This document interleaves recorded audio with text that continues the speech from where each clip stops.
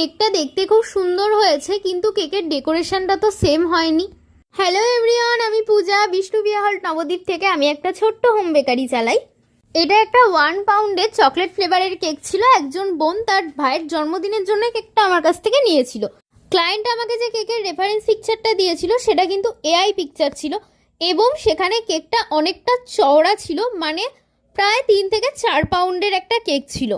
সেই কেকের ডেকোরেশনটা যখন আমি 1 পাউন্ডে আনি, স্বাভাবিকভাবেই সেটা একটু তো এদিক ওদিক হবেই, কিন্তু কেকের ডেকোরেশন সম্পূর্ণ এক ছিল।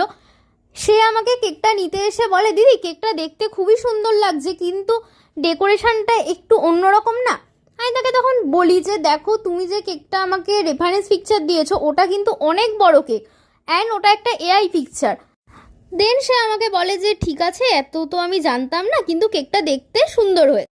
এখন বেশ কিছু ক্লায়েন্ট আছে যারা এরকম এআই দিয়ে পিকচার রেডি করে আমাদের দেখিয়ে বলে এটা একদম সেম টু সেম করে দিতে হবে, একটু এদিক ওদিক করা যাবে না।